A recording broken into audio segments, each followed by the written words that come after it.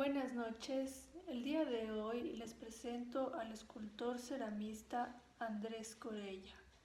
En esta noche vamos a hacer la entrevista con el título La escultura como guardián de nuestra memoria. Introducción de los materiales que se utilizan en el arte precolombino.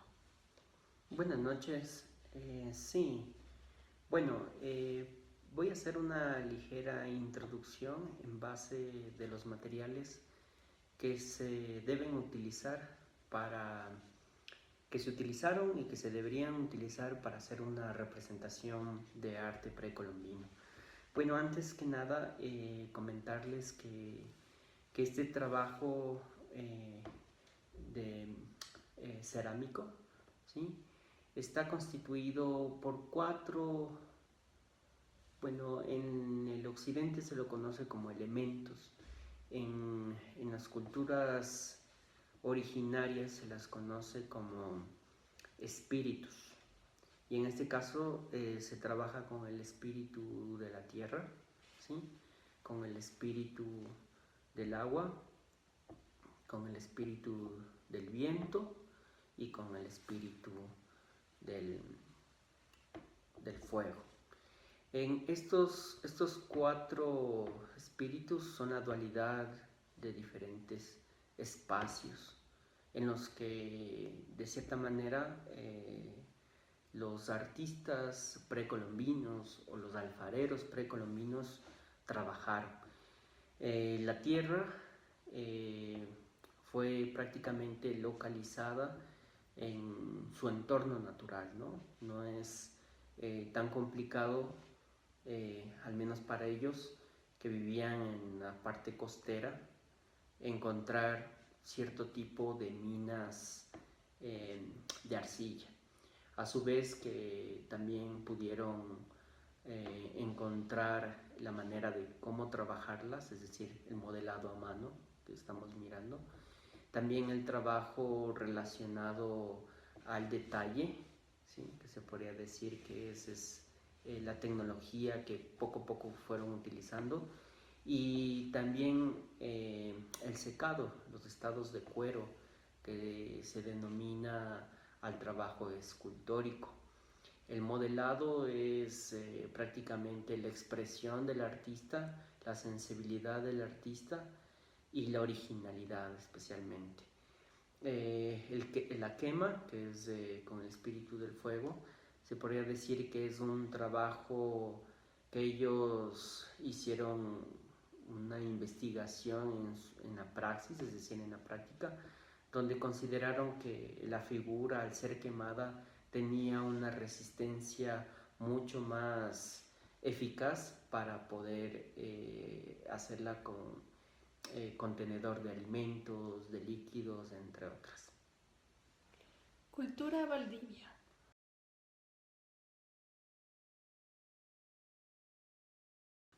¿Qué significan las representaciones de las Venus de Valdivia? Bueno, las representaciones femeninas de la cultura Valdivia son una muestra de la transformación que puede tener una mujer al transcurrir su vida. ¿De qué localidad y de qué año datan estas culturas? Más o menos de lo que está considerado gracias al carbono 14, esta cultura especialmente es una de las más antiguas de Sudamérica, que incluso puede datarse de entre 5.000 a 6.000 años antes de Cristo, y esto lo hace una de las, repito, de una de las culturas más antiguas y más representativas de lo que es Latinoamérica. Incluso se dice que llegó hasta México. Cultura chorrera.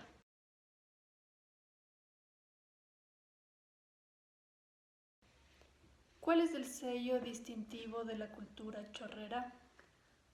Bueno, uno de los sellos distintivos de todas las culturas es más o menos el estilo y la manera como trabajar. Al contrario de la cultura Valdivia, la cultura chorrera tiene como característica, es decir, uno de los sellos de su estética, de su belleza, es justamente trabajar con figuras zoomorfas, ornimorfas, que es una de las características, es decir, aparte de hacerlas con animales, vasijas con animales, también las hacían de forma ritual, es decir, para ser sopladas y que tengan sonidos. ¿Qué funcionalidad tienen estas botellas silbato? Bueno, la funcionalidad de la botella silbato en sí lo hacían para ofrendar ciertos tipos de rituales a lo que es la naturaleza, ya que también era un grupo, un pueblo originario agricultor, entonces lo utilizaban especialmente para los rituales. Incluso se podría decir que ellos también lo utilizaban para enterrar, bueno, en ceremonias de entierro también las enterraban con ciertas vasijas silbato. Cultura Jamacuaque.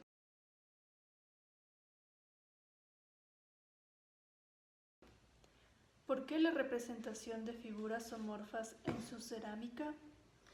Bueno, la representación de las figuras zoomorfas en la cultura Jamacuaque va representado con la sabiduría que tienen los pueblos, en especial una sabiduría relacionada a lo que es espacios de trance de los abuelos. Se dice que ellos masticaban coca y que de alguna manera se unían a este mundo espiritual de la selva, en donde conseguían, por así decir, los poderes de los animales y la visión de los animales que les permitía poder organizar sus comunidades, incluso poder curar de ciertas enfermedades espirituales de esos momentos. Sí, entonces las figuras que ellos representaban, muchas de ellas tenían estas figuras zoomorfas, que es con los animales, especialmente con la del jaguar, ya que era la fuerza espiritual que les ayudaba a tener esta sabiduría y esta fortaleza para poder guiar a su pueblo. Y en este caso se podría decir que muchas figuras zoomorfas que fueron representadas y a su vez encontramos en diferentes museos son las representaciones de la sabiduría de cada chamán en este caso. ¿Qué deidad o fuerza espiritual es la más valiosa en esta cultura?